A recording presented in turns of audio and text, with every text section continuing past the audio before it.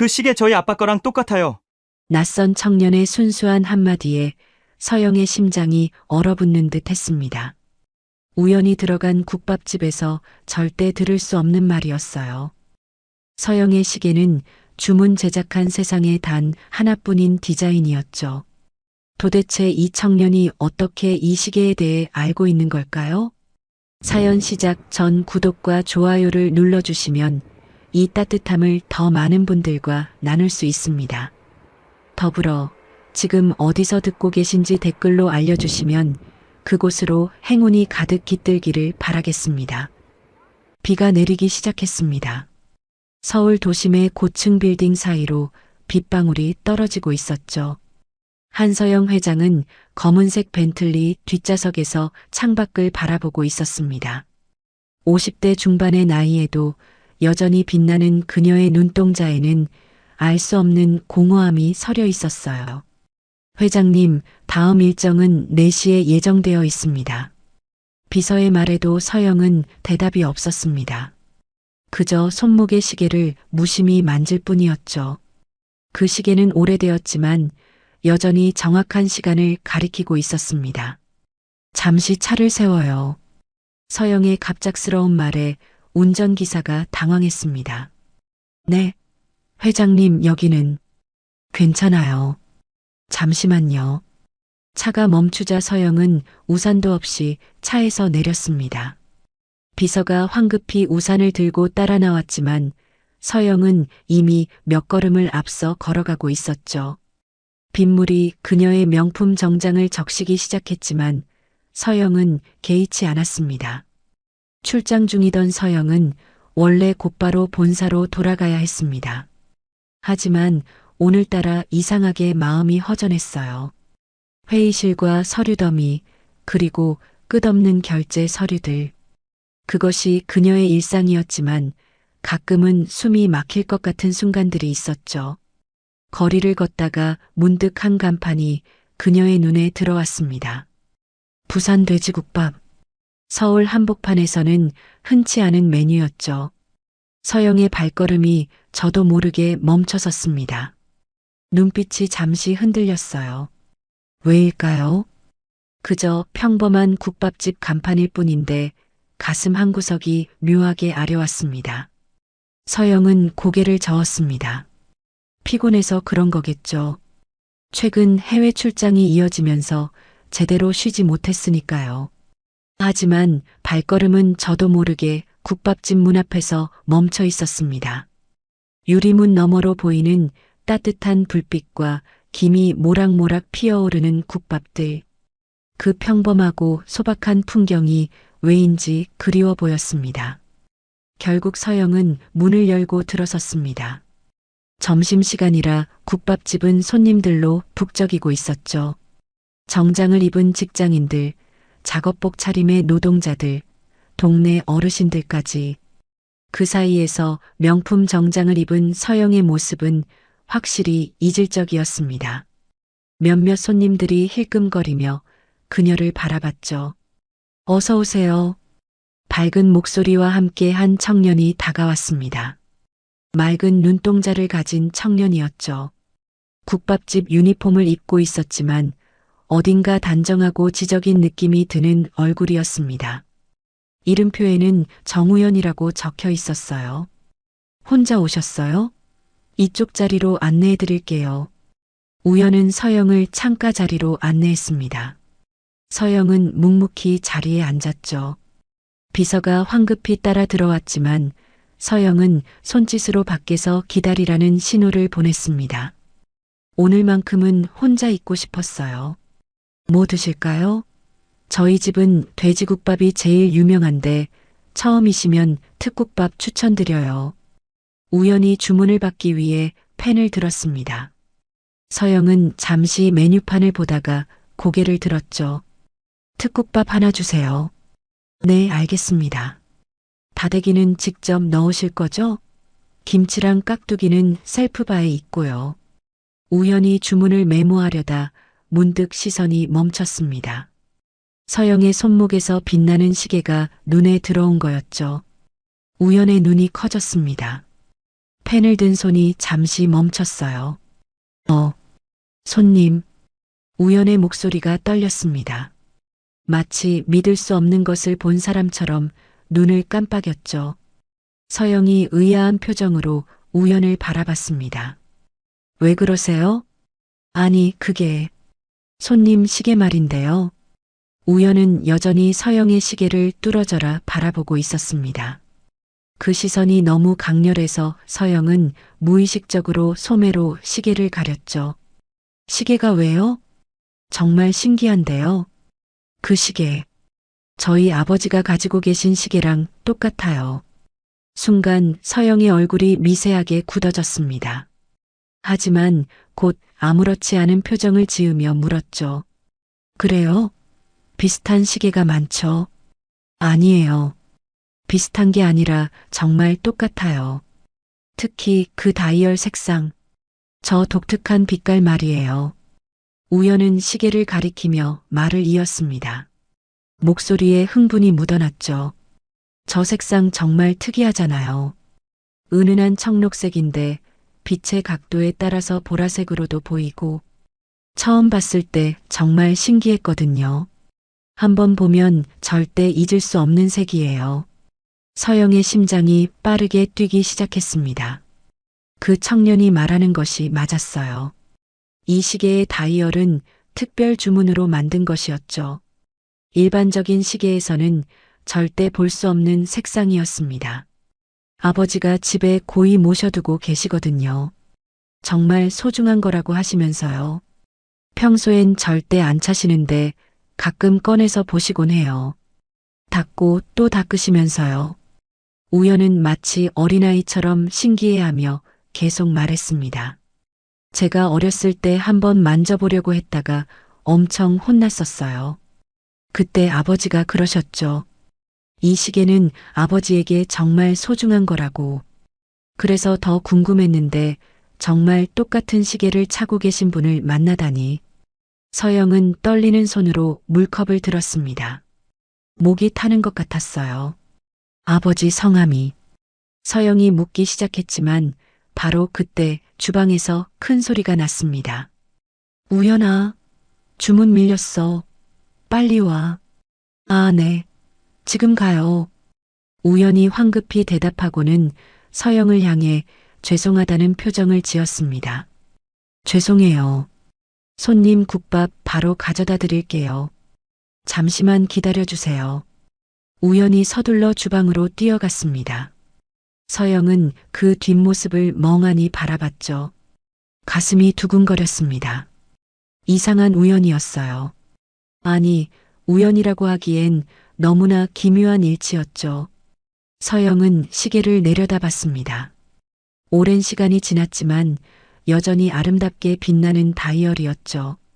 잠시 후 우연히 김이 모락모락 나는 국밥을 들고 왔습니다. 조심스럽게 상에 놓으며 말했어요. 맛있게 드세요. 우연히 다시 다른 테이블로 가버렸습니다. 서영은 뜨거운 국밥을 바라봤지만 도저히 숟가락을 들 수가 없었어요. 머릿속이 복잡했습니다. 손목의 시계가 묵직하게 느껴졌습니다. 서영은 시계를 꽉 움켜쥐었습니다. 그리고 천천히 숟가락을 들었죠. 뜨거운 국물이 목으로 넘어갔지만 아무런 맛도 느낄 수 없었습니다. 창밖으로는 여전히 비가 내리고 있었습니다. 빗방울이 유리창을 타고 흘러내리는 모습이 마치 눈물 같았어요. 국밥집은 여전히 시끌벅적했습니다. 우연은 바쁘게 테이블 사이를 오가며 주문을 받고 있었죠. 가끔 서영 쪽을 흘끔 쳐다보기도 했지만 더 이상 다가오지는 않았습니다. 서영은 결국 국밥을 반도 먹지 못하고 일어났습니다. 계산대에서 카드를 내밀자 우연히 놀란 표정으로 물었어요. 벌써 가시는 거예요? 국밥이 입에 안 맞으셨나요? 아니에요. 그냥 급한 일이 생겨서요. 서영은 애써 미소를 지으며 대답했습니다. 우연히 아쉬운 표정을 지었죠. 그럼 다음에 또 오세요. 다음엔 더 맛있게 해드릴게요. 서영은 고개를 끄덕이고는 서둘러 밖으로 나왔습니다. 비는 어느새 그쳤지만 거리는 여전히 젖어 있었어요. 기다리고 있던 비서가 우산을 들고 다가왔습니다. 회장님, 괜찮으십니까? 서영은 대답 없이 차에 올랐습니다. 그리고 뒤를 돌아봤죠. 국밥집 간판이 보였습니다. 부산 돼지국밥. 그 평범한 간판 뒤에 어떤 비밀이 숨어 있는 걸까요? 차가 출발했습니다.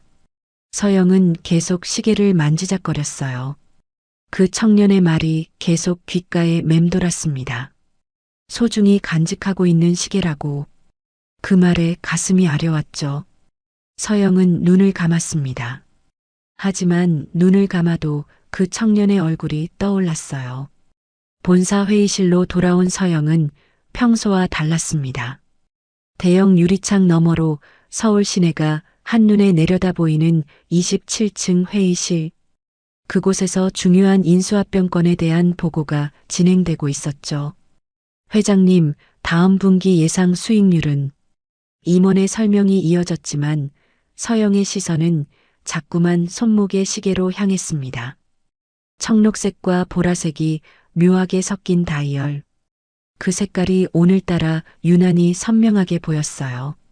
마치 무언가를 말하려는 것처럼요. 회장님? 임원의 부름에 서영이 고개를 들었습니다. 회의실에 있던 모든 사람의 시선이 그녀를 향하고 있었죠. 죄송합니다. 다시 한번 설명해 주시겠습니까? 서영의 말에 임원들이 서로 눈빛을 교환했습니다. 완벽주의자로 유명한 한서영 회장이 회의에 집중하지 못하는 모습은 처음이었거든요. 비서실장이 걱정스러운 표정으로 서영을 살폈습니다.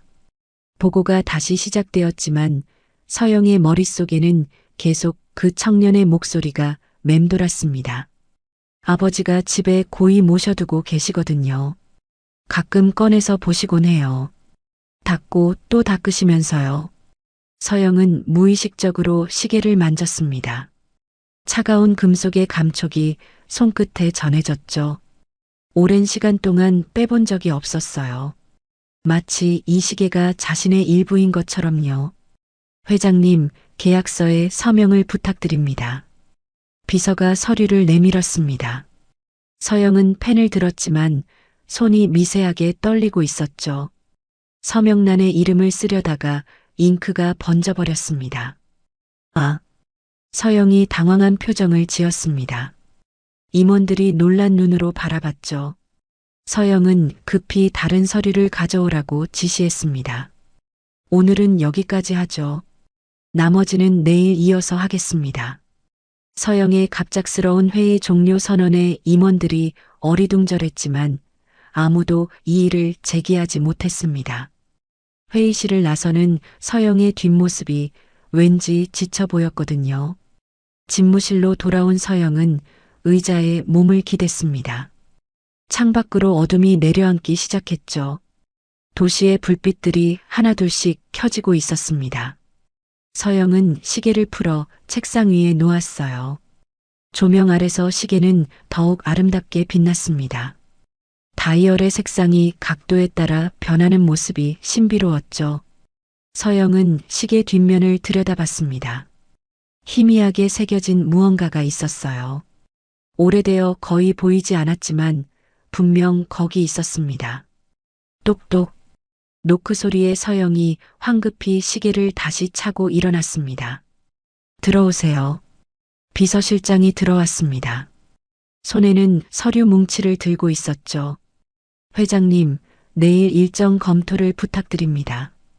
그리고 괜찮으신가요?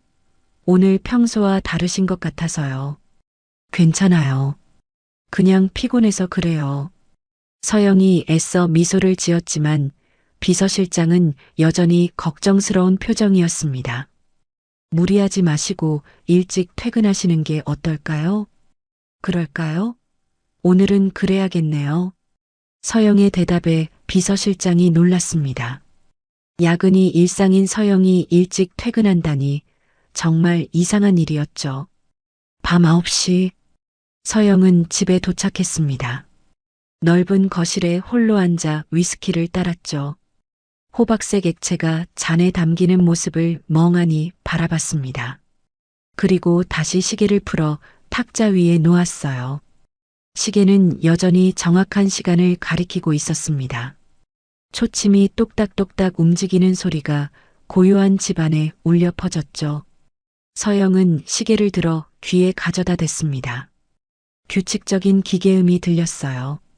마치 심장 박동 소리처럼요. 서영은 천천히 시계 뒷면을 손가락으로 쓸었습니다. 그리고 서랍에서 돋보기를 꺼냈죠. 뒷면을 자세히 들여다보니 희미한 각인이 보였습니다. 하지만 너무 오래되어 정확히 읽을 수는 없었어요. 휴대폰이 울렸습니다. 비서실장의 전화였죠. 회장님, 내일 아침 이사회가 있으신 거 아시죠? 네, 알고 있어요. 그리고 혹시 오늘 점심에 어디 다녀오신 곳이 있으신가요? 운전기사가 회장님께서 혼자 어디론가 가셨다고. 서영은 잠시 침묵했습니다. 국밥집, 그곳에서 만난 청년, 그리고 시계. 그냥 잠시 산책했어요. 신경 쓰지 마세요. 전화를 끄는 서영은 시계를 다시 손목에 찼습니다. 차가운 금속이 피부에 닿자 전율이 느껴졌죠. 서영은 창밖을 바라봤습니다. 서울의 야경이 반짝이고 있었죠. 그 불빛들 사이 어딘가에 그 청년이 있을 겁니다. 그리고 그의 아버지도, 똑같은 시계를 가진 그 사람도. 손에 땀이 났어요. 심장이 빠르게 뛰었죠. 무언가 큰 일이 일어날 것 같은 예감이 들었습니다. 그리고 그 예감은 틀리지 않을 거라는 걸 서영은 본능적으로 알고 있었습니다. 한편 우연은 국밥집 아르바이트를 마치고 집으로 향했습니다. 버스를 타고 30분쯤 가면 나오는 서울 외곽의 오래된 아파트였죠. 엘리베이터도 없는 5층 건물의 4층. 계단을 오르며 우연은 오늘 있었던 일을 떠올렸습니다. 그 특이한 시계를 차고 있던 여자 손님 말이에요. 현관문을 열자 따뜻한 된장찌개 냄새가 났습니다. 부엌에서 아버지 민호가 저녁을 준비하고 있었죠. 택시 운전을 마치고 일찍 들어온 모양이었습니다. 아빠 왔어요. 왔구나. 손 씻고 와. 밥 다 됐다. 민호는 앞치마를 두르고 상을 차리고 있었습니다. 50대 중반의 나이에도 여전히 단정한 모습이었죠. 다만 얼굴에는 세월의 흔적이 깊게 새겨져 있었습니다. 특히 눈가의 주름이 깊었어요.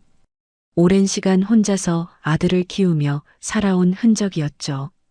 작은 거실 한쪽 벽에는 우연의 졸업사진들이 가지런히 걸려 있었습니다. 유치원부터 대학교까지. 그 옆으로는 오래된 가구들이 놓여 있었죠. 모두 30년은 넘어 보이는 것들이었습니다. 하지만 깨끗하게 관리되어 있었어요. 오늘은 일찍 들어오셨네요? 우연히 손을 씻고 나와 물었습니다. 민호가 된장찌개를 떠넣으며 대답했죠. 응, 오늘은 손님이 별로 없더라. 비 오는 날이라 그런가. 두 사람은 마주 앉아 저녁을 먹기 시작했습니다. 조용한 저녁 식탁이었죠. 가끔 숟가락 소리만 들릴 뿐이었습니다. 우연히 무심히 말을 꺼냈어요. 아빠, 오늘 국밥집에 특이한 손님이 오셨어요. 그래, 뭐가 특이했는데? 민호는 별다른 관심 없이 물었습니다. 우연히 밥을 씹으며 말을 이었죠. 아빠 시계랑 똑같은 걸 차고 계셨어요. 진짜 똑같았어요. 순간 민호의 손이 멈췄습니다. 숟가락을 든 채로 굳어버렸죠. 하지만 곧 아무렇지 않은 척 다시 밥을 떠먹었습니다. 그래, 비슷한 시계가 많잖아. 아니에요. 비슷한 게 아니라 정말 똑같았다니까요. 그 특이한 다이얼 색깔까지도요. 청록색인데 보라색으로도 변하는 거 있잖아요. 민호의 얼굴이 점점 굳어갔습니다. 하지만 우연은 눈치채지 못하고 계속 말했죠. 그 손님도 되게 놀라셨어요. 제가 아빠 시계랑 똑같다고 하니까 표정이 확 변하더라고요. 뭔가 깊은 사연이 있는 것 같았어요. 민호가 천천히 숟가락을 내려놓았습니다. 그리고 조용히 물었죠. 그 손님이 어떤 분이셨는데? 50대쯤 되신 여자분이었어요. 되게 고급스러운 분 같았어요. 명품 정장 입으시고 뭔가 회사 높은 분 같은 느낌? 민호의 손이 미세하게 떨렸습니다. 물컵을 들었다가 다시 내려놓았죠. 목이 타는 것 같았지만 물조차 넘어가지 않을 것 같았습니다. 아빠, 우연히 걱정스럽게 아버지를 바라봤습니다. 민호가 억지로 웃으며 말했죠. 아니야, 괜찮아. 그냥 피곤해서 그래. 저녁을 마친 민호는 방으로 들어갔습니다. 우연은 설거지를 하며 고개를 갸웃거렸죠. 아버지가 왜 그렇게 놀라는지 이해할 수 없었습니다. 민호는 방문을 닫고 장롱 앞에 섰습니다. 매니 칸을 열고 깊숙한 곳에서 작은 상자를 꺼냈죠. 먼지가 쌓여 있었습니다. 상자를 열자 오래된 벨벳 천에 쌓인 시계가 나왔어요. 민호는 떨리는 손으로 시계를 들어 올렸습니다. 청록색과 보라색이 섞인 다이얼이 희미한 불빛 아래서도 은은하게 빛났죠. 시계 뒷면을 보니 희미한 각인이 있었습니다. 오래되어 거의 보이지 않았지만 손끝으로 만지면 느껴졌어요. 민호는 시계를 가슴에 품었습니다. 눈을 감으니 오래전 기억이 떠올랐죠. 하지만 그 기억은 너무 아팠습니다. 가슴이 찢어지는 것 같았어요. 똑똑. 아빠, 들어가도 돼요? 우연의 목소리에 민호가 황급히 시계를 상자에 넣었습니다. 그리고 다시 장롱 깊숙이 밀어 넣었죠. 들어와. 우연히 문을 열고 들어왔습니다. 민호의 눈가가 붉은 것을 보고 놀랐죠. 아빠 우셨어요? 아니야. 그냥 눈이 좀 피곤해서. 민호가 손으로 눈을 비볐습니다. 우연히 걱정스러운 표정으로 아버지 옆에 앉았죠. 아빠 요즘 너무 무리하시는 거 아니에요? 택시 운전도 힘드신데. 괜찮아. 내가 대학교 다니는데 아빠가 이 정도는 해야지. 민호가 아들의 머리를 쓰다듬었습니다. 우연히 작게 웃었죠. 저도 이제 곧 졸업하고 취직하면 아빠 편하게 해드릴게요. 그래. 고맙다. 민호는 아들을 바라보며 미소를 지었습니다. 하지만 그 미소 뒤에는 깊은 슬픔이 숨어 있었죠. 우연은 그걸 알아차리지 못했습니다. 근데 아빠, 그 시계 진짜 소중한 거죠? 항상 꺼내서 닦고 또 닦으시잖아요. 민호의 표정이 다시 굳어졌습니다. 우연히 계속 말했죠. 저 어렸을 때 한번 만지려고 했다가 엄청 혼났잖아요. 그때 아빠가 그러셨죠. 이 시계는 세상에서 가장 소중한 거라고. 민호가 먼 곳을 바라봤습니다. 창밖으로 어둠이 내려앉고 있었죠. 그래. 정말 소중한 거야. 누가 주신 거예요? 엄마. 우연의 질문에 민호가 침묵했습니다. 오랜 침묵이 이어졌죠. 우연은 아버지의 표정을 살피며 조심스럽게 다시 물었습니다. 아빠, 엄마는 정말 제가 태어날 때 돌아가신 거 맞죠? 민호가 천천히 고개를 끄덕였습니다. 하지만 그 눈빛은 무언가를 숨기고 있는 것 같았어요. 그래. 너를 낳고 떠났어. 우연은 더 묻지 않았습니다. 아버지가 엄마 얘기를 꺼내는 걸 힘들어한다는 걸 알았거든요. 30년 동안 단 한 번도 재혼하지 않은 아버지. 그만큼 엄마를 사랑했겠죠. 밤이 깊어갔습니다. 우연은 자기 방으로 돌아갔고 민호는 홀로 거실에 앉아 있었습니다. 탁자 위에는 오래된 액자 하나가 놓여 있었죠. 우연의 100일 사진이었습니다. 그 옆에는 비어있는 공간이 있었어요. 마치 누군가의 사진이 있어야 할 자리처럼요. 그날 밤 민호는 잠들지 못했습니다. 천장을 바라보며 뒤척이다가 결국 일어나 앉았죠. 시계는 장롱 깊숙한 곳에 있었지만 마치 그 존재가 방 안가득 퍼져 있는 것 같았습니다. 민호는 다시 장롱 문을 열었어요. 상자를 꺼내 시계를 손에 들었습니다. 청록색과 보라색이 섞인 다이얼이 희미한 달빛에 반짝였죠. 민호는 시계를 귀에 가져다 댔습니다. 30년이 지났지만 여전히 규칙적으로 움직이는 초침 소리. 똑딱, 똑딱. 그 소리를 들으며 민호는 눈을 감았습니다. 그러자 기억의 문이 서서히 열리기 시작했죠. 30년 전 봄이었습니다. 26살의 민호는 대학을 갓 졸업하고 작은 출판사에서 일하고 있었어요. 월급은 적었지만 책을 좋아하는 그에게는 행복한 직장이었죠. 어느 날 회사 근처 서점에서 한 여자를 만났습니다. 서영이었어요. 23세 서영은 대학생이었죠. 경영학을 전공하고 있었지만 문학 서적 코너에서 시집을 읽고 있었습니다. 민호는 그녀가 들고 있던 시집을 보고 말을 걸었어요. 윤동주 시인 좋아하시나 봐요. 서영이 고개를 들어 민호를 바라봤습니다. 맑고 깊은 눈동자였죠. 그 눈빛에 민호는 순간 숨이 멎는 것 같았어요. 네, 좋아해요. 특히 서시를 좋아하죠. 그렇게 시작된 인연이었습니다.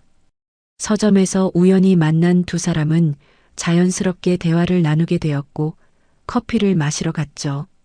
그날 이후로 자주 만나게 되었습니다. 서영은 부유한 집안의 딸이었어요. 아버지 한기준 회장은 대기업을 운영하는 재벌이었죠. 하지만 서영은 처음엔 그런 배경을 숨기고 평범한 대학생처럼 민호를 만났습니다. 민호는 가난했지만 성실하고 따뜻한 청년이었어요. 서영은 그런 민호에게 점점 끌렸죠. 민호 씨는 꿈이 뭐예요? 한강 둔치를 걸으며 서영이 물었습니다. 봄바람이 불어와 서영의 머리카락이 흩날렸죠. 민호가 웃으며 대답했어요. 언젠가는 제 출판사를 차리고 싶어요. 좋은 책을 만드는 출판사요. 와, 멋지네요. 저는 그냥 평범하게 살고 싶어요. 사랑하는 사람과 함께 소박하게요. 서영의 말에 민호가 놀랐습니다. 그때까지만 해도 서영의 집안 배경을 몰랐거든요. 하지만 서영의 눈빛은 진심이었어요. 몇 개월이 지나고 서영은 더 이상 숨길 수 없었습니다. 민호에게 자신의 정체를 털어놨죠. 민호 씨, 사실 한기준 회장의 딸이에요. 민호는 충격을 받았습니다. 그 유명한 대기업 회장의 딸이라니요. 하지만 이미 서영을 너무 사랑하게 되었어요. 그래도 당신은 당신이잖아요. 제가 사랑하는 건 회장님 딸이 아니라 서영 씨예요. 서영은 민호의 손을 꼭 잡았습니다. 눈물이 글썽였죠. 하지만 한기준 회장이 이 사실을 알게 되었습니다. 어느 날 서영을 불러 차갑게 말했죠. 당장 그 남자와 헤어져라. 아버지, 저는 민호 씨를 사랑해요. 사랑? 넌 내 딸이고 이 회사의 후계자야. 가난한 출판사 직원과는 어울리지 않아. 아버지가 정하는 제 인생이 아니에요. 제가 선택하는 거예요. 서영은 단호했습니다. 처음으로 아버지의 뜻을 거역했죠. 한기준 회장의 얼굴이 붉게 달아올랐어요. 내가 그 남자를 선택한다면 이 집을 나가라. 그리고 다시는 돌아오지 마. 좋아요. 나가겠어요. 서영은 집을 나왔습니다. 짐도 거의 챙기지 않았죠. 민호는 당황했지만 서영을 받아들였어요. 두 사람은 민호가 살던 작은 원룸에서 함께 살기 시작했습니다. 미안해요, 서영 씨. 이런 좁은 곳에서. 미안하긴요. 저 정말 행복해요. 서영은 진심이었습니다. 호화로운 저택보다 민호와 함께 있는 작은 원룸이 더 따뜻했거든요. 좁은 부엌에서 함께 요리를 하고 작은 밥상에서 마주보며 밥을 먹었죠. 민호는 특히 돼지국밥을 좋아했어요. 퇴근길에 종종 포장해 왔죠. 또 국밥이에요? 서영이 웃으며 물으면 민호가 쑥스럽게 대답했습니다. 제가 이것밖에 못 사드려서. 아니에요. 저도 좋아요. 당신이 좋아하는 건 다 좋아요. 두 사람은 가난했지만 행복했습니다. 비 오는 날엔 싸구려 우산 하나를 함께 쓰고 시장에 장을 보러 갔고 주말엔 한강 둔치를 걸으며 김밥을 먹었죠. 어느 날 서영이 특별한 선물을 준비했어요. 정성껏 포장된 상자를 민호에게 건넸죠. 뭐야 이게? 열어봐요. 민호가 상자를 열자 아름다운 시계가 나왔습니다.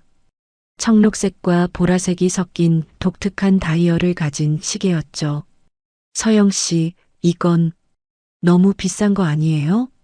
제가 스위스 시계 공방에 특별 주문한 거예요. 다이얼 색상도 제가 직접 골랐어요. 세상에 단 2개뿐이에요. 서영이 자신의 손목을 보여줬습니다. 똑같은 시계를 차고 있었죠. 하나는 제가, 하나는 당신이 가지는 거예요. 우리가 함께할 모든 시간을 담고 싶어서요. 민호는 감동해서 말을 잇지 못했어요. 시계 뒷면에는 작은 각인이 있었습니다. 두 사람만 아는 약속의 말이었죠. 평생 함께해요, 우리. 네, 약속해요. 두 사람은 서로를 꼭 안았습니다. 그때까지만 해도 이 행복이 영원할 줄 알았어요. 2년 후 서영이 임신을 했습니다. 두 사람은 기뻐서 울었죠.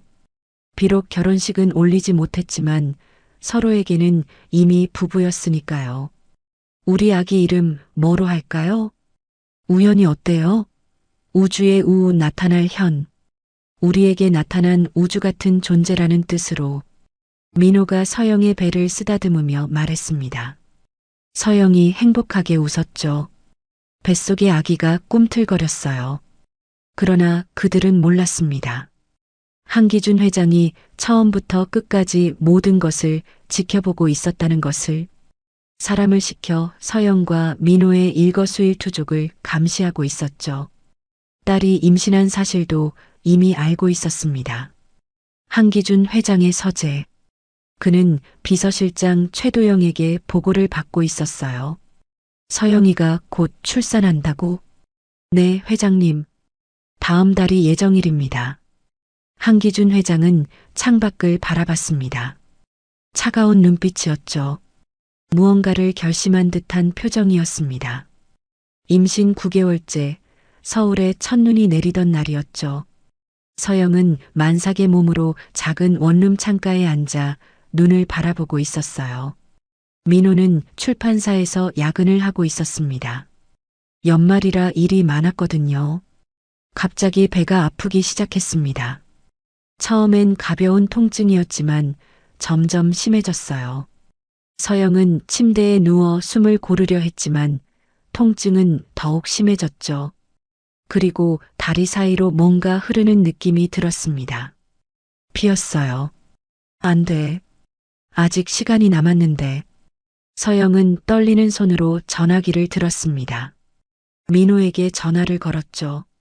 민호 씨, 나 피가 나요. 아기가. 전화를 받은 민호는 모든 것을 던져두고 뛰어나왔습니다. 택시를 잡아타고 집으로 향했어요. 서영은 침대에 쓰러져 있었습니다. 얼굴이 창백했죠. 민호는 서영을 안아들고 다시 택시를 탔습니다. 아저씨, 제발 빨리 가주세요. 병원으로요. 택시기사도 상황의 심각성을 알아차리고 속도를 냈습니다. 서영은 민호의 품에서 가쁜 숨을 쉬고 있었어요. 의식이 희미해지고 있었죠. 서영 씨, 정신 차려요. 조금만 참아요. 병원에 도착하자 의료진이 뛰어나왔습니다. 서영은 곧바로 응급실로 실려갔죠. 의사가 심각한 표정으로 민호를 바라봤습니다. 산모 상태가 매우 위험합니다. 태반 조기 박리로 보여요. 지금 당장 응급 제왕절개를 해야 합니다. 민호는 무너질 것 같았습니다. 손이 떨렸고 다리에 힘이 풀렸어요. 하지만 꿋꿋이 서 있었죠. 서영과 아기를 위해서요. 제발, 제발 둘 다 살려주세요. 최선을 다하겠습니다. 수술실 불빛이 켜졌습니다. 민호는 복도에서 기다렸어요. 의자에 앉을 수도 없었습니다. 계속 서성거리며 기도했죠. 시간이 영원처럼 느껴졌어요. 그때였습니다. 복도 끝에서 검은 정장을 입은 남자가 나타났어요. 최도영이었죠. 한기준 회장의 비서실장이었습니다. 민호는 그를 알아봤어요. 언젠가 서영과 함께 있을 때 멀리서 본 적이 있었거든요. 최도영은 천천히 걸어와 민호 옆에 섰습니다. 아무 말 없이 수술실을 바라봤죠. 민호는 불안한 마음에 그를 쳐다봤습니다. 왜 여기 계신 겁니까? 최도영은 대답하지 않았습니다. 그저 차가운 표정으로 서 있을 뿐이었죠. 1시간이 지났습니다. 수술실 문이 열리고 의사가 나왔어요. 하지만 이상했습니다. 의사는 민호를 지나쳐 최도영에게 먼저 다가갔거든요. 그리고 고개를 숙여 속삭였습니다. 비서실장님, 산모는 혼수 상태입니다. 하지만 살 것 같습니다. 아이도 무사히 태어났습니다. 최도영이 의사를 한쪽으로 데리고 갔습니다. 민호는 불안한 마음에 그들을 따라갔죠. 복도 구석에서 최도영이 의사에게 말했습니다. 회장님의 뜻 아시죠? 네, 알고 있습니다. 그럼 알아서 처리하십시오. 민호는 충격으로 온몸이 굳어버렸습니다. 무슨 말인지 알 것 같았어요.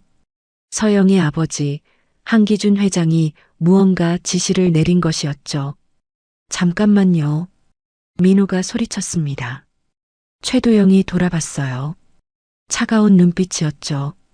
무슨 말씀을 하시는 겁니까? 제 아이 얘기를 하시는 건가요? 최도영이 민호를 위아래로 훑어봤습니다. 그리고 낮은 목소리로 말했죠. 그 아이는 이 집안의 혈통이 될 수 없습니다. 회장님께서는 그 아이가 세상에 존재하는 걸 원하지 않으십니다. 민호의 얼굴이 하얗게 질렸습니다. 다리가 후들거렸어요. 그는 최도영 앞으로 다가갔습니다. 그럴 수는 없어요. 그건 살인이에요. 조용히 하십시오. 이미 결정된 일입니다. 최도영이 돌아서려는 순간 민호가 그의 팔을 붙잡았습니다. 그리고 무릎을 꿇었어요. 병원 복도에 털썩 주저앉아 최도영의 바짓단을 붙잡았습니다. 제발, 제발 부탁드립니다. 민호의 목소리가 떨렸습니다. 눈물이 흘러내렸죠. 제가 잘못했습니다. 제가 서영 씨를 사랑한 게 잘못이라면 제가 벌을 받겠습니다. 하지만 아이는 아무 죄가 없어요. 최도영은 무릎 꿇은 민호를 내려다봤습니다. 젊은 남자가 자신의 발 앞에 엎드려 울고 있었어요. 제발이요. 아이만은 살려주세요. 제가 뭐든 하겠습니다. 서영 씨와 헤어지라면 헤어지겠습니다. 영원히 사라지라면 사라지겠습니다. 민호는 이마를 바닥에 대고 울었습니다. 자존심도 체면도 다 버렸어요. 오직 아이를 살리고 싶은 마음뿐이었죠. 제 목숨을 가져가셔도 좋습니다. 대신 아이만은, 제발 아이만은 살려주세요. 최도영의 표정이 미세하게 변했습니다.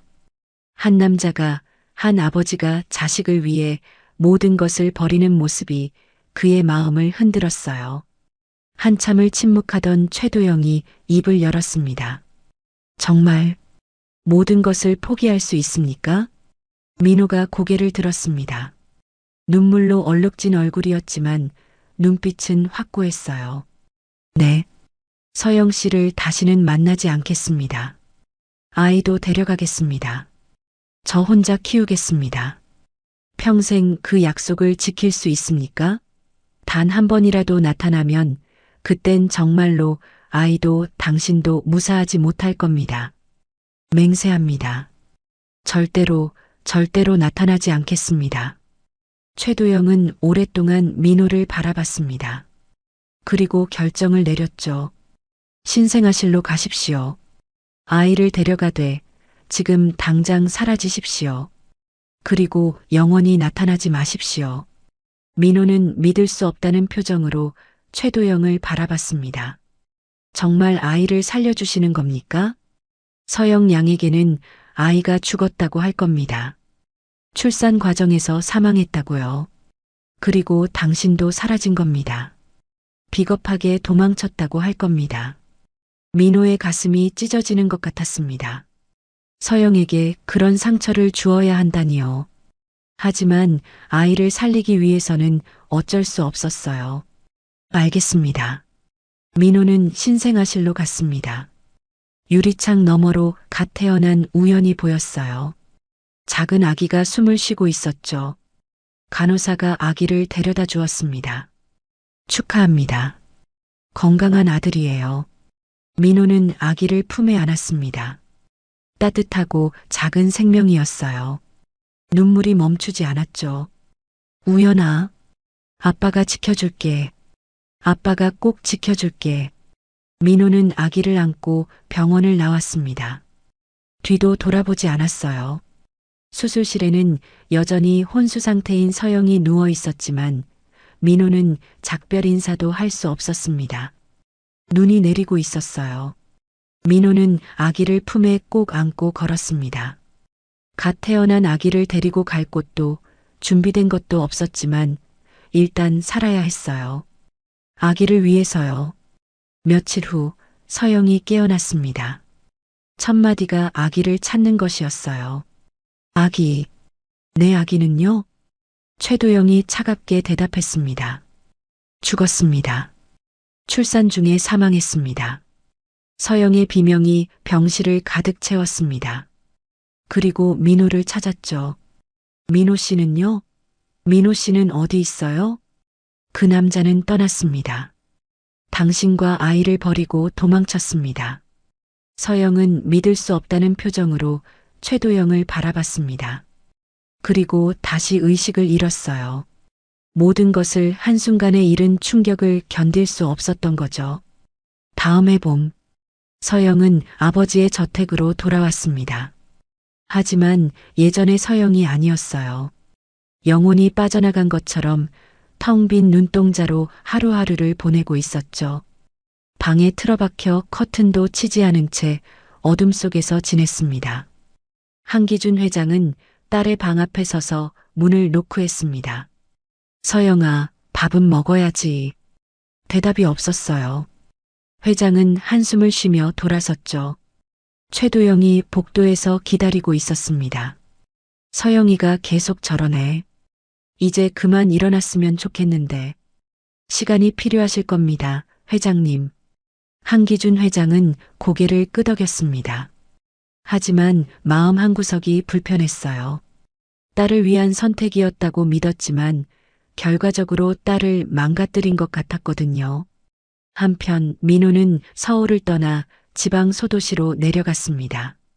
갓난아기를 데리고 갈 곳이 없었어요. 다행히 고향의 먼 친척이 도와주었죠.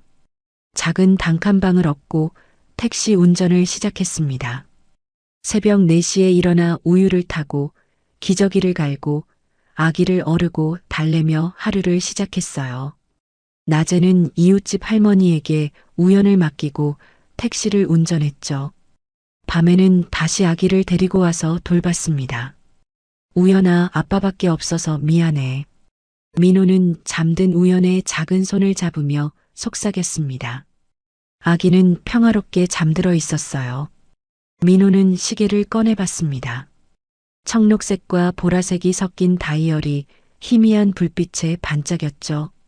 엄마가 준 시계야. 언젠가는 내가 엄마를 만날 수 있을까?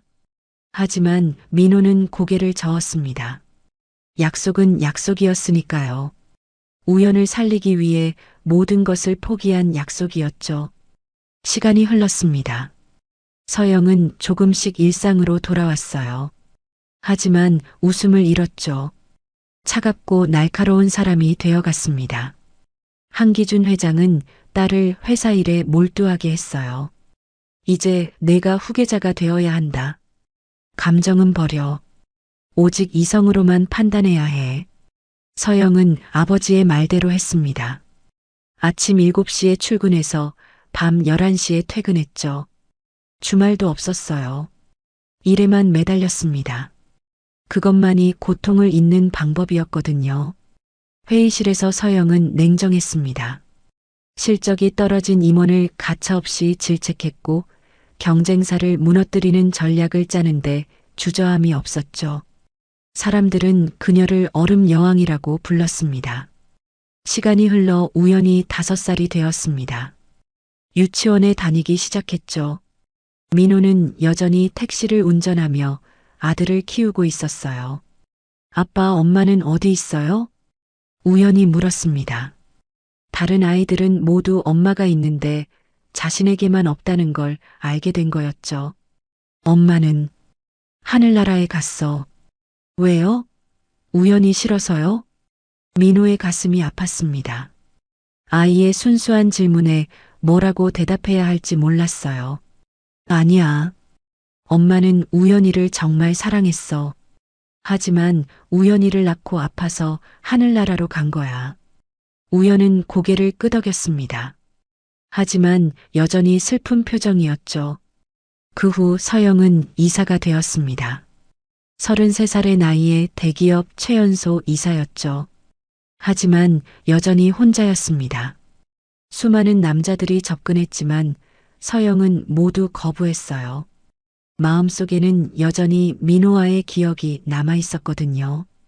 밤마다 서영은 시계를 보며 울었습니다. 아무도 없는 집에서 혼자서요. 술에 의지하기 시작했죠. 위스키 한 병을 비우고 나서야 겨우 잠들 수 있었습니다. 시계의 각인이 흐릿해질 만큼의 시간이 더 흘렀어요. 우연히 서울로 대학을 가게 되었어요. 공부를 잘했거든요. 민호는 아들이 자랑스러웠죠. 그렇게 두 사람은 다시 서울로 올라오게 되었어요. 서울 외곽에 작은 집을 마련했지만 학비와 생활비가 빠듯했습니다. 택시 운전으로는 한계가 있었죠. 아빠, 저 알바할게요.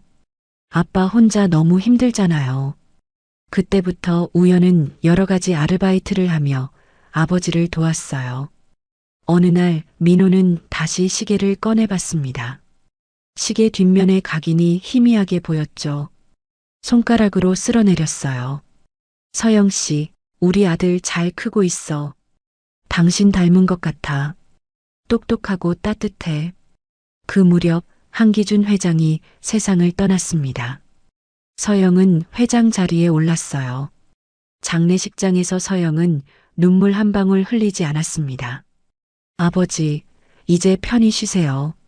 차가운 인사만 남기고 서영은 돌아섰어요. 최도영이 따라왔습니다. 회장님, 이제 모든 게 끝났습니다. 끝이요? 아무것도 끝나지 않았어요. 서영의 목소리는 공허했습니다. 권력의 정점에 올랐지만 마음은 여전히 텅 비어 있었거든요. 민호는 이제 50대 중반이 되었죠. 머리에 흰머리가 많아졌지만 여전히 택시를 운전했습니다. 아빠, 이제 그만 쉬어도 돼요. 제가 곧 졸업하면 취직할 거예요. 아직 멀었어. 아빠가 조금만 더 힘낼게. 민호는 웃었지만 피곤함이 묻어났어요. 30년 동안 혼자 아이를 키우느라 지쳐 있었죠. 그리고 현재 서영은 여전히 혼자였고 민호도 여전히 혼자였습니다. 두 사람 모두 시계를 간직하며 살았죠. 한 사람은 원망하며 한 사람은 그리워하며 서영은 매일 같은 시간에 시계를 봤습니다. 오후 3시 20분. 우연히 태어난 시간이었어요. 그때마다 가슴이 아팠죠. 자신이 낳았지만 한 번도 안아보지 못한 아이. 죽었다고 들었지만 여전히 꿈에 나타나는 아이. 민호도 같은 시간에 시계를 봤습니다. 서영과 영원히 헤어진 시간이었죠. 아들을 안고 병원을 나선 그 시간. 30년이 가까워졌지만 여전히 그날이 어제 같았어요. 두 사람은 같은 도시에 살면서도 한 번도 마주치지 못했습니다. 운명이 그들을 갈라놓았고 시간이 그 거리를 더욱 멀게 만들었죠. 하지만 시계는 여전히 같은 시간을 가리키고 있었어요. 두 사람의 마음도 여전히 같은 곳을 향하고 있었죠. 그리고 이제 국밥집에서의 만남을 통해 운명의 톱니바퀴가 다시 움직이기 시작한 것이었습니다. 국밥집을 다녀온 후 일주일이 지났습니다. 서영은 업무에 전혀 집중할 수 없었어요. 중요한 계약서를 검토하다가도 문득 그 청년의 말이 떠올랐죠. 아버지가 집에 고이 모셔두고 계시거든요. 그 말이 계속 귓가에 맴돌았습니다. 월요일 오후 이사회가 있었습니다. 서영은 보고서를 넘기다가 갑자기 손을 멈췄어요. 페이지에 적힌 숫자들이 흐릿하게 보였죠. 머릿속에는 오직 그 시계 생각뿐이었습니다. 회장님, 괜찮으십니까? 재무이사가 걱정스럽게 물었습니다. 서영이 정신을 차리고 고개를 들었어요. 회의실의 모든 시선이 자신에게 쏠려 있었죠. 잠시 쉬었다가 하죠. 서영의 말에 임원들이 놀랐습니다. 회의 중에 휴식을 요청한 적이 한 번도 없었거든요. 날이 지날수록 더 심해졌어요. 비서가 가져온 커피를 마시다가 손에서 놓쳐 서류에 쏟았습니다. 중요한 계약서였는데도 서영은 멍하니 젖은 서류를 바라보기만 했죠. 매일 밤 서영은 잠을 이룰 수 없었습니다. 침대에서 일어나 거실로 나왔어요. 시계를 벗어 탁자 위에 놓고 한참을 들여다봤죠. 청록색과 보라색이 섞인 다이얼이 어둠 속에서도 은은하게 빛났습니다. 결국 서영은 결심했어요.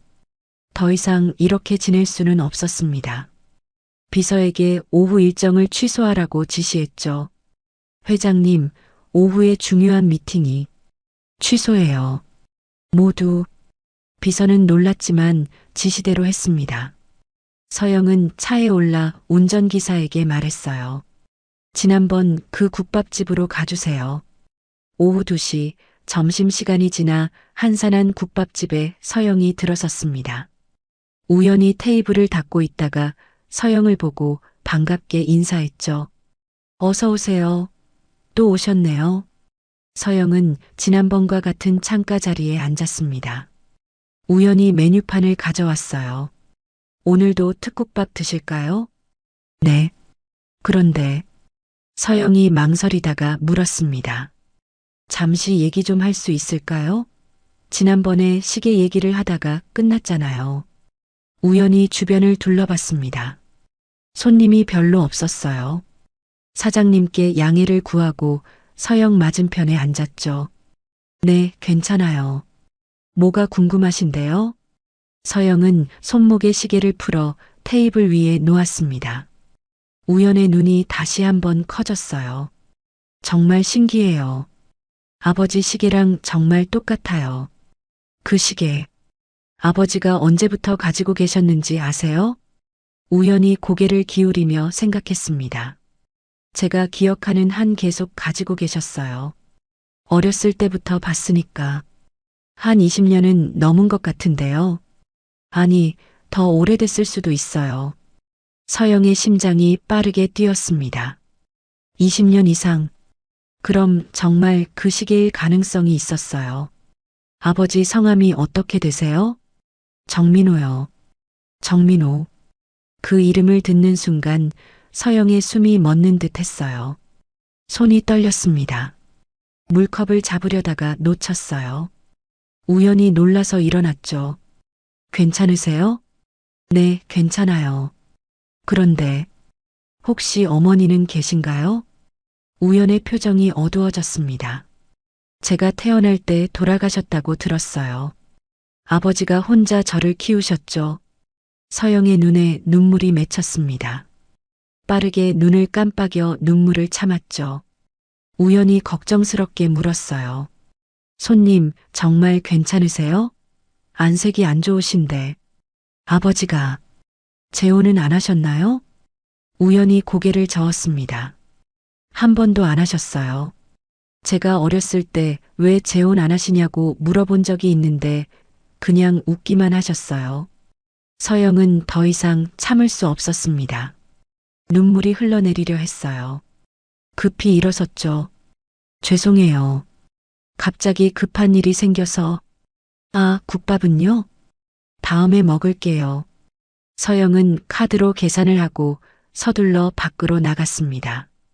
우연은 어리둥절한 표정으로 서영의 뒷모습을 바라봤죠.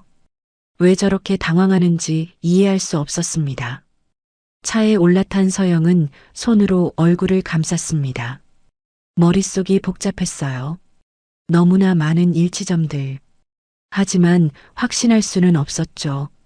이 의심을 확신으로 바꾸든 아니면 완전히 지워버리든 분명히 확인해야만 했습니다. 저녁 7시 우연히 집에 도착했습니다. 현관문을 열자 김치찌개 냄새가 났어요. 아버지가 저녁을 준비하고 있었죠. 택시 영업을 일찍 마치고 들어온 모양이었습니다.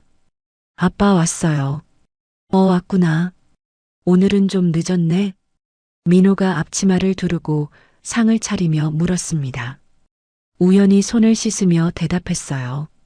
아, 국밥집에서 좀 특이한 일이 있어서요. 특이한 일?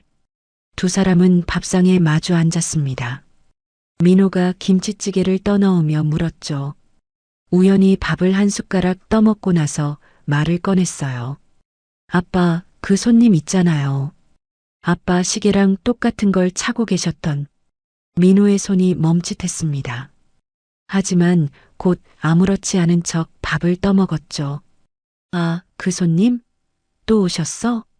네, 오늘 또 오셨는데요. 되게 이상하셨어요. 민호가 천천히 숟가락을 내려놓았습니다. 목소리가 조금 떨렸어요. 뭐가 이상했는데? 제게 이것저것 물어보시더라고요. 시계는 언제부터 있었는지, 아빠 이름이 뭔지, 재혼은 안 하셨는지. 민호의 숟가락이 그릇에 떨어졌습니다. 얼굴이 하얗게 질려갔어요. 우연히 놀라서 아버지를 바라봤죠. 아빠, 괜찮아요? 민호는 대답하지 못했습니다. 입술이 파르르 떨렸어요. 손으로 얼굴을 감싸고 깊은 숨을 내쉬었죠. 한참을 그렇게 있다가 겨우 입을 열었습니다. 그 손님이 뭐라고 하셨니? 정확히. 아빠 이름 듣고 되게 놀라셨어요. 정민호라고 하니까 얼굴색이 확 변하더라고요. 그리고 막 눈물이 날 것 같은 표정이었어요. 민호가 의자에서 일어났습니다. 다리가 후들거려서 벽을 짚었어요.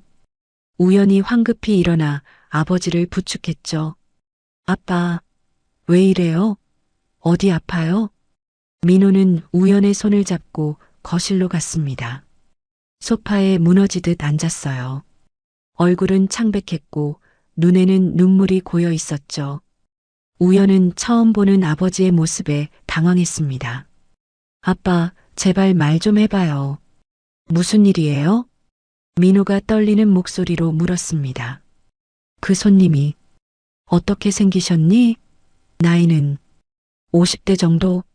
네, 50대 중반쯤 되신 것 같았어요. 되게 품위 있고 고급스러운 분이었어요. 민호의 눈에서 눈물이 흘러내렸습니다. 더 이상 참을 수 없었어요. 30년 동안 가슴속에 묻어둔 비밀이 터져나오려 했죠. 우연아. 민호의 목소리가 갈라졌습니다. 우연히 아버지의 손을 꼭 잡았어요. 아빠, 왜 그래요? 그 손님이 누구예요? 민호가 방으로 들어갔습니다. 우연도 따라 들어갔죠. 민호는 장롱을 열고 매니칸에서 오래된 상자를 꺼냈어요. 떨리는 손으로 상자를 열자 시계가 나왔습니다. 그 손님이 차고 있던 것과 똑같은 시계였죠. 아빠, 이게. 민호가 시계를 우연에게 건넸습니다. 그리고 무너지듯 바닥에 주저앉았어요. 얼굴을 손으로 감싸고 흐느꼈죠. 오래전 기억이 겹쳐왔습니다. 병원 복도에 무릎 꿇고 절규하던 자신의 목소리가 귓가에 생생히 울려 퍼지는 듯 했습니다. 우연아, 미안하다. 정말 미안하다. 우연히 당황해서 아버지 옆에 무릎을 꿇었습니다. 아빠, 왜 이래요? 뭐가 미안해요? 민호가 고개를 들었습니다. 눈물로 얼룩진 얼굴로 아들을 바라봤어요. 내가 만난 그 손님, 그분이 내 엄마야. 우연의 눈이 커졌습니다. 믿을 수 없다는 표정이었죠. 뭐라고요? 엄마는 돌아가셨다고. 아니야. 살아계셔. 내가 거짓말한 거야. 민호가 울먹이며 말을 이었습니다. 너를 살리기 위해서였어. 내 외할아버지가 너를 없애려 했거든. 그래서 내가 너를 데리고 도망친 거야. 엄마에게는 내가 죽었다고 전해졌을 거야. 우연은 충격으로 아무 말도 할 수 없었습니다. 평생 동안 믿어왔던 모든 것이 무너지는 순간이었어요. 그럼 엄마는 제가 죽은 줄 알고 계신 거예요? 그래. 그리고 나를 원망하며 살았을 거야. 자신에게서 도망친 비겁한 남자라고. 민호가 시계를 가리키며 말했습니다. 이 시계는 내 엄마가 준 거야. 우리가 함께할 모든 시간을 담고 싶다고. 세상에 단 2개뿐인 시계라고 했어. 우연의 눈에도 눈물이 흘렀습니다. 그동안 왜 아버지가 그 시계를 그토록 소중히 여겼는지 이제야 알 수 있었어요. 아빠가 30년 동안 혼자 너를 지키기 위해서였어. 내가 무사히 자라는 것, 그것만이 내 삶의 이유였어. 우연히 아버지를 꼭 안았습니다. 민호가 아들의 품에서 어린아이처럼 울었어요. 미안해. 엄마를 만나지 못하게 해서, 거짓말해서. 아빠 괜찮아요. 아빠가 저를 지켜주신 거잖아요. 우연도 울고 있었습니다. 평생 자신을 위해 모든 것을 포기한 아버지의 삶이 가슴 아팠어요. 아빠는 왜 재혼 안 하셨어요? 30년 가까이 혼자 사셨잖아요. 민호가 고개를 들어 아들을 바라봤습니다. 내 엄마 자리는 아무도 대신할 수 없었어. 그리고 언젠가는 진실을 말해야 할 날이 올 거라고 생각했거든. 우연히 아버지의 손을 꼭 잡았습니다. 아빠, 이제 어떻게 해야 해요? 엄마가 제가 살아있다는 걸 아시면. 민호가 한숨을 내쉬었습니다. 모르겠다. 30년 만에 진실을 마주하는 건 너무 잔인한 일일 수도 있어. 하지만 엄마도 알 권리가 있잖아요. 제가 살아있다는 걸. 민호가 아들을 바라봤습니다. 우연의 눈빛에는 그리움이 서려 있었어요. 한 번도 만나본 적 없는 엄마에 대한 그리움이었죠. 우연아, 이젠 내가 원한다면 엄마를 만나도 돼. 하지만 엄마가 나를 용서할지는 모르겠어. 아빠는 잘못한 게 없어요. 저를 살리려고 그러신 거잖아요. 민호가 쓸쓸하게 웃었습니다. 그래도 내 엄마 입장에서는 모든 것을 빼앗아간 사람일 거야. 사랑하는 사람도 아이도. 두 사람은 한참을 안고 울었습니다. 30년의 비밀이 드러난 밤이었죠. 창밖으로는 별이 빛나고 있었지만 방 안에는 눈물만 가득했습니다. 우연히 조용히 말했습니다. 아빠 고마워요. 저를 지켜주셔서, 혼자 그 모든 걸 감당하셔서. 민호가 아들의 머리를 쓰다듬었습니다. 아빠도 고맙다. 건강하게 자라줘서, 착하게 자라줘서. 시계는 탁자 위에 놓여 있었습니다. 청록색과 보라색이 섞인 다이얼이 불빛에 반짝였죠. 30년의 시간을 간직한 시계. 이제 그 시계가 새로운 시간을 가리키기 시작했습니다. 한편 서영은 국밥집을 다녀온 후 잠을 이룰 수 없었습니다. 새벽 3시 침대에서 일어나 서재로 갔어요. 한숨을 쉬며 의자에 기댔습니다. 시계를 만지작거리며 생각에 잠겼어요. 그 청년이 말한 것들이 계속 머릿속을 맴돌았죠. 어머니는 제가 태어날 때 돌아가셨대요. 아버지가 혼자 저를 키우셨죠. 아침이 되자 서영은 비서를 불렀습니다. 정우현이라는 청년, 그리고 그의 아버지 정민호. 모든 정보를 조사해 주세요. 네, 회장님. 어떤 정보를 원하시는지요? 모든 것. 주민등록, 가족관계, 직업, 거주지, 모든 것을 알아봐 주세요. 비서는 의아한 표정이었지만 지시대로 했습니다. 이틀 후 비서가 서류를 가져왔어요. 회장님, 조사 결과입니다. 서영은 떨리는 손으로 서류를 받았습니다. 첫 장을 넘기자 정우현의 사진이 나왔어요. 국밥집에서 본 그 청년이 맞았죠. 생년월일을 본 서영의 숨이 멎는 것 같았습니다. 자신이 출산한 날짜와 정확히 일치했어요. 다음 장을 넘겼습니다. 정민호의 정보가 나왔죠. 1969년생, 현재 택시기사, 독신, 자녀 1명. 서영의 손이 떨렸어요. 나이도 맞고 이름도 맞았습니다. 혹시 정민호 씨의 출신 대학이나 이전 직업 기록이 있나요? 비서가 서류를 뒤적이며 대답했습니다. 서울대학교 국문학과를 졸업했고 한때 출판사에서 일했다는 기록이 있습니다. 서영의 눈에서 눈물이 흘러내렸습니다. 모든 게 일치했어요. 그 민호가 맞았습니다. 30년 전 자신이 사랑했던 그 사람이었죠. 그럼 정우현의 어머니는? 정보가 없습니다. 서영은 가슴이 찢어지는 것 같았습니다. 엄마에 대한 정보가 없다니. 혹시 정보를 남길 수 없었던 것은 아닐까요? 회장님, 괜찮으십니까? 비서의 목소리가 들렸지만 서영은 대답할 수 없었습니다. 비서를 내보낸 후 서영은 혼자 감정을 추스렸어요. 그리고 더 깊이 파고들기로 했습니다. 30년 전 그 병원을 찾아갔어요. 하지만 병원은 이미 오래전에 문을 닫았고 의료 기록도 찾을 수 없었죠.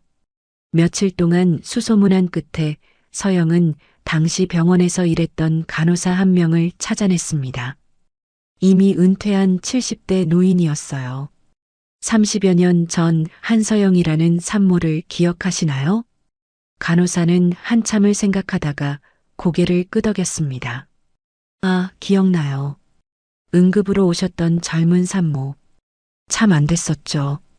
무슨 일이 있었나요? 출혈이 심해서 위험했어요. 그런데 이상한 일이 있었죠. 서영의 심장이 빠르게 뛰었습니다. 이상한 일이요?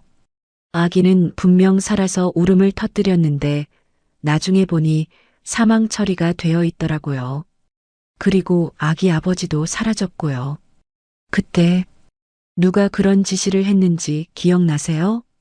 간호사가 조심스럽게 대답했습니다. 검은 정장을 입은 남자가 왔었어요. 의사랑 뭔가 얘기를 나누더니 그 후로 모든 게 이상하게 처리됐죠. 서영은 알 것 같았습니다. 아버지가 보낸 사람이었겠죠. 최도영 비서실장이었을 겁니다. 서영은 최도영을 찾기 시작했어요. 은퇴한 후 경기도의 한 요양원에 있다는 정보를 얻었죠. 서영은 곧바로 차를 몰고 요양원으로 향했습니다. 요양원 정원에서 최도영을 만났어요. 80대가 된 노인이었지만 서영을 보자마자 알아봤죠. 서영 양. 아니, 회장님. 최 비서실장님. 제가 출산하던 그날 무슨 일이 있었던 겁니까? 최도영은 한숨을 쉬었습니다. 오래된 비밀의 무게가 느껴졌어요. 언젠가는 이날이 올 줄 알았습니다. 제 아이는 정말 죽은 건가요? 최도영이 고개를 저었습니다. 아니요. 살아 있었습니다. 서영의 다리에 힘이 풀렸어요. 벤치에 주저앉았죠. 그럼 왜? 선대 회장님의 명령이었습니다. 아이를 없애라고 하셨죠. 하지만 최도영이 잠시 멈췄다가 말을 이었습니다. 정민호 씨가 무릎 꿇고 빌었습니다. 제발 아이만은 살려달라고. 자신은 영원히 사라지겠다고. 그래서 아이를 살려준 거였습니다. 서영의 눈에서 눈물이 쏟아졌습니다. 민호가 아이를 살리기 위해 모든 것을 포기했다는 사실이 가슴을 찢었어요. 민호 씨는 저를 버린 게 아니었군요. 그는 당신을 사랑했습니다. 그리고 아이를 살리는 것이 중요했던 겁니다. 최도영이 서영의 손을 잡았어요. 늦었지만 죄송합니다. 제가 더 용기가 있었다면. 서영은 고개를 저었습니다. 아니에요. 덕분에 제 아이가 살았잖아요. 요양원을 나온 서영은 차 안에서 한참을 울었습니다. 오랜 오해가 풀린 순간이었어요. 민호는 자신을 버린 게 아니었습니다. 아이를 지키기 위해 희생한 거였죠. 그리고 우현. 자신이 낳은 아들이 바로 눈앞에 있었는데 몰랐던 거였습니다. 건강하고 착하게 자란 아들. 민호가 혼자서 얼마나 힘들게 키웠을까요? 서영은 시계를 꺼내봤습니다. 청록색과 보라색의 다이얼이 눈물에 젖어 흐릿하게 보였어요. 이 시계가 모든 것을 기억하고 있었던 거였죠. 두 사람의 사랑도, 이별도, 그리고 다시 만날 운명도. 이제 어떻게 해야 할까요? 민호를 찾아가야 할까요? 우연에게 자신이 엄마라고 말해야 할까요? 서영은 깊은 고민에 빠졌습니다. 30년의 시간이 너무 무거웠어요. 하지만 한 가지는 확실했습니다. 더 이상 거짓 속에서 살 수는 없다는 것. 진실과 마주해야 한다는 것. 최도영의 고백을 들은 후 며칠이 흘렀습니다. 서영은 비서에게 처음으로 아무런 설명 없이 휴가를 통보했죠. 그 시간 동안 그녀는 텅 빈 저택에 홀로 갇혀 30년이라는 시간의 무게를 온몸으로 견뎌내고 있었습니다. 마침내 결심이 섰을 때 그녀의 얼굴에는 어떤 표정도 남아있지 않았어요. 이른 저녁 서영은 코트 하나만 걸친 채 지하 주차장으로 내려갔습니다. 운전기사가 정중하게 문을 열어주었죠. 회장님, 어디로 모실까요? 서영은 잠시 말을 고르는 듯 입술을 달싹이다가 익숙하지 않은 동네 이름이 적힌 메모를 건넸습니다. 운전기사의 눈이 잠시 흔들렸어요. 그곳은 회장님의 동선과는 전혀 어울리지 않는 서울의 낡은 변두리였으니까요. 네, 회장님, 이 주소가 맞으십니까? 네, 출발해요. 단호한 목소리의 운전기사는 더 묻지 않고 내비게이션에 주소를 입력했습니다. 차가 강남의 화려한 불빛을 뒤로하고 외곽으로 향하는 동안 차 안에는 무거운 침묵만이 흘렀습니다. 서영은 창밖으로 스쳐 지나가는 풍경들을 보며 무슨 생각을 했을까요?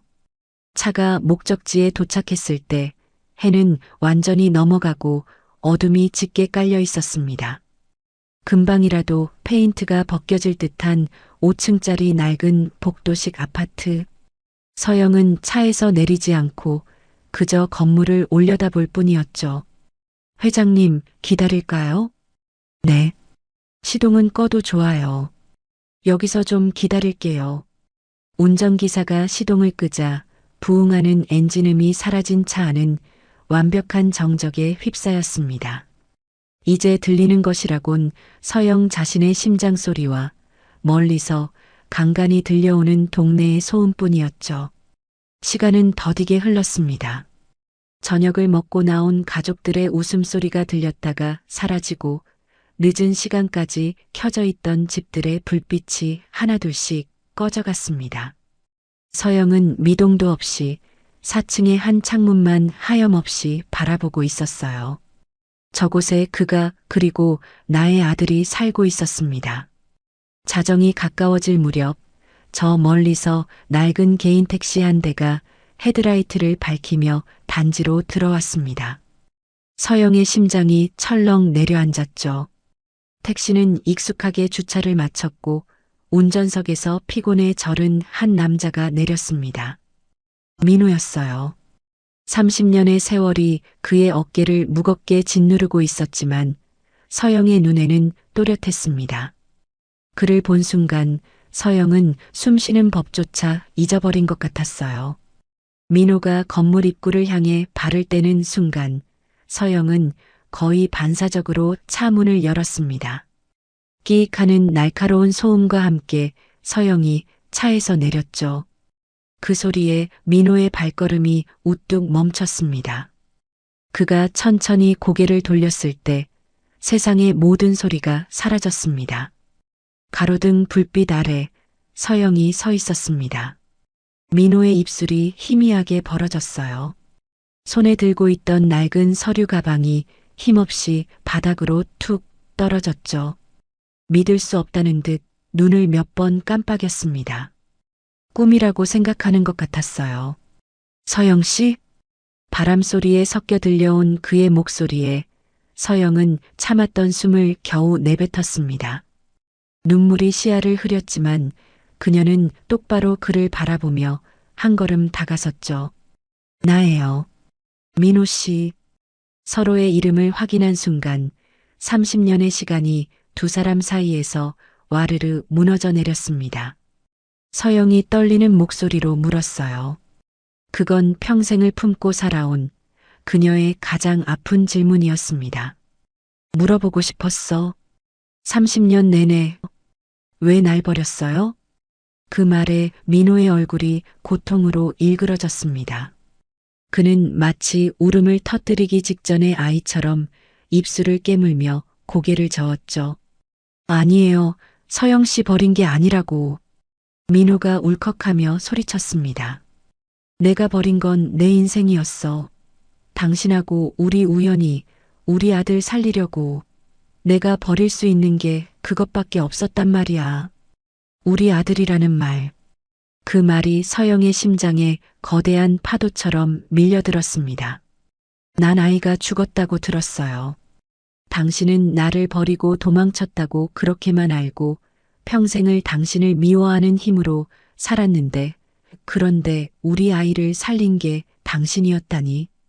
서영이 다리에 힘이 풀려 주저앉으려는 순간 민호가 달려와 그녀의 팔을 붙잡았습니다. 그리고 그대로 그녀를 품에 끌어안았죠. 두 사람은 서로를 부서져라 껴안았습니다. 원망도 미움도 그리움도 모두 뜨거운 눈물이 되어 터져나왔어요. 서영은 민호의 품에 얼굴을 묻고 아이처럼 서럽게 울었고 민호는 그런 서영의 등을 연신 쓸어내리며 함께 눈물을 삼켰습니다. 낡은 아파트 단지의 차가운 밤, 두 사람의 멈춰있던 시간이 그렇게 다시 흐르기 시작했습니다. 한참의 시간이 흐른 뒤 두 사람은 아파트 단지 안차가운 벤치에 나란히 앉았습니다. 누구도 선뜻 말을 꺼내지 못했죠. 서영이 먼저 입을 열었습니다. 여전히 목소리는 젖어 있었어요. 왜 혼자였어요? 좋은 사람 만날 수도 있었잖아요.